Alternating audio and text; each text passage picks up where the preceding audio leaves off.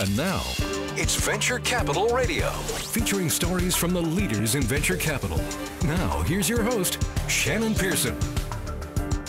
Thanks for tuning in to Venture Capital Radio on AM 650. My name is Shannon. I'm the host of this show, and we have an exciting one lined up for you tonight. We have the Venture Report introduced to us by the president and chief writer, David Yeager. We also are going to be talking to Chris Bogart, the CEO of Standard Graphite, as well as Kevin Gracie, editor of Resource Clips, and you can find them at resourceclips.com to learn more about what they do. But first, we are going to go into our first official segment of Sustainable Ventures. We introduced Sustainable Ventures last week at the end of the show, so we're going to start this show off with Connie, our resident award-winning entrepreneur, who's going to be hosting this segment, Sustainable Ventures. So Connie, thank you once again. You've brought a guest with you. I have, Steve Jones. Steve Jones is the principal at S.R. Jones and Associates, and his consulting firm deals almost exclusively for the advocacy of sustainable resource development. So this is exciting for me too to be on this side of the table, and I hope that I can proceed as I can't fill your shoes, but I'll do it my way. So Steve, welcome to the show. Thank you for joining us this morning. Thanks for having me, Connie. And so before we get into the sustainability aspect of real estate, just if you could share with us a little bit about your background and what led you to this kind of work. Sure. It was almost accidental that I got into the actual sustainable real estate development field. I had been doing, my background actually is in market research, and I was called by a friend to represent a client on the North Shore in West Vancouver, actually, for the old Park Royal Hotel, which many of your listeners will be acquainted with, I'm sure. And the developer, Millennium, required a communications person to deliver their message for the community, and it was a sustainable message. But it was brand new to the community of West Vancouver, and of course there were an awful lot of people that really liked the old Park Royal Hotel. So it was we had to work with some fairly set minds and hearts about what sustainability really meant. And was that the project we worked on together? It was actually. That's right. Okay. Oh, now we're going back probably almost 10 years, I think. Mm-hmm. Believe it or not. Mm-hmm. Yeah, and. Yes, we did, and we got that approved about 2 years later, and then of course Millennium moved across the street over to Evelyn Drive. You've reminded me about how far back we actually go, and how far the Green Pages directory has actually moved along, and it's become quite a thriving resource. Good for you. Yeah. Well, and good for you as well, because I know that there have been a number of successful projects that you have been involved with since that time. And I'd just like to integrate those experiences in our conversation today with, in your view and experience, what makes a sustainable real estate development? What makes a real estate more sustainable? What does that mean? Well, it's a really good question. Interestingly enough, sustainability is always a moving target, as you know. Mm-hmm. What's sustainable in one community is not necessarily sustainable in another. Certainly what's sustainable in West Vancouver is not necessarily sustainable in downtown Vancouver. So it can be a moving target and a bit organic in that sense. Well, that's sustainable. Yeah, it is. That's right. That's right. True enough. So we do a different system in every community, and by that I mean that we have a different educational process, because if we don't bring the community on side, we know we're going nowhere. So we have to make sure that the community knows that the proposal is about community benefit, and that's the only way that we're going to be successful with our proposals, because that's the only way that the community is going to entertain our ideas. So really what you're talking about right now, I think, is the public engagement process. Is that what you mean? Engaging stakeholders? Correct. And I'm only part of a team, and sometimes a larger part and sometimes a smaller part. But I usually work with a community engagement or a public consultation specialist who knows exactly what it takes to go out into the community and undertake an educational process, answer questions, get ideas. Very seldom are you going to be able to walk into a community any longer and tell a community what you want to build. Those days are gone. and properly so. My piece is usually more making sure that councils understand what the community benefit is that we're bringing to with our proposal, and more exactly to make sure that they're engaged throughout the process, because we find that councillors very seldom anymore want to have a proposal dropped on them.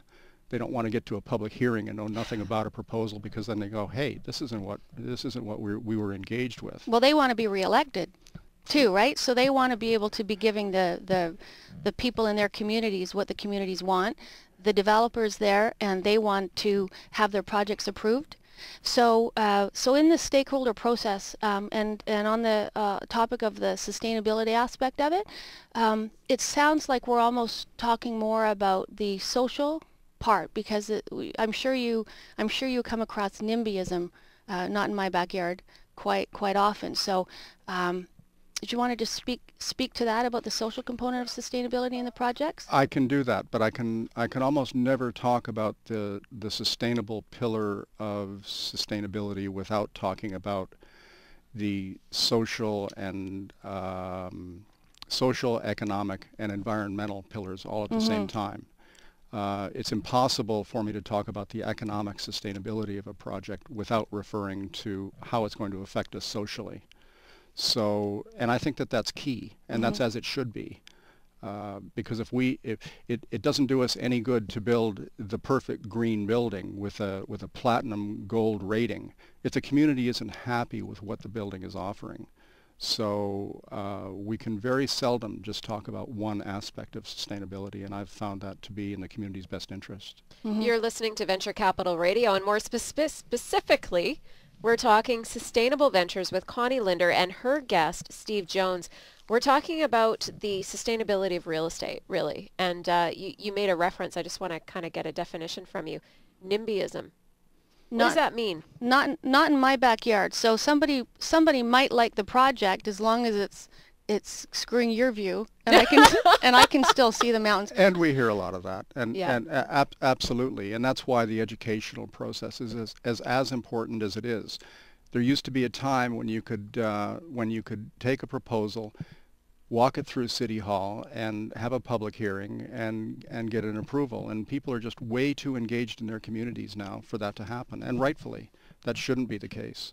So we want to make sure that people understand what the community benefits are of a proposal, and that can take an awfully long time for people to actually understand what the benefits can be.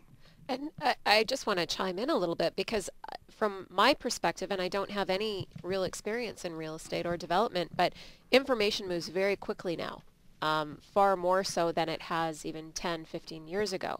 So with people getting engaged, as you put it, and getting information as quick as we do, does that play into the speed at which these projects move forward, or not at all? It absolutely does, Shannon, and we find that sometimes that works to the community's advantage, and there are other times when a little bit of knowledge is a very dangerous thing. I've come to find in my business. So if that happens, we have to play a little bit of catch up, and we're happy to do that. I mean, whatever the key is that we try to make time our friend now rather than make it our enemy. So that if something takes a little bit longer to bring a community on side, we're going to take that time, and that's simply asking people what it is they want for their communities. I mean, we all know that our communities are changing. We all know that we're closing schools.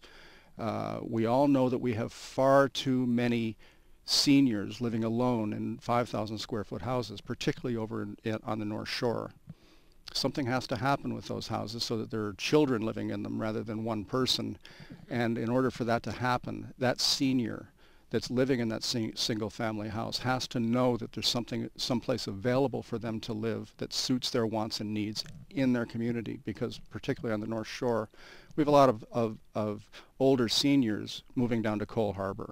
Now, I'm speaking exclusively on the North Shore, but it's the same type of dynamic that takes place in any community throughout BC when there is change. And so we all have to recognize that change can be our friend, but it means we have to adapt. So this actually brings us to a question that I wanted to pose to you, and that is if we could get some tangible examples with some clients that you're working with. And I know that Pacific Arbor is a company that we had actually both worked on together. And Correct. It seems like in order to be committed to having this respectful dialogue and being committed to this kind of development, you almost are handpicking the kind of clients that, or the developers that you want to work with as well. So do you want to just share with us some of your experiences, recent experiences in your recent projects? Sure. And you're quite right. I rather do handpick my clients, and I think that they often handpick me, and it's only because we want to make sure that we make sure that sustainability on all three pillars is our key. For Pacific Arbor, I've done 2 recent proposals for them.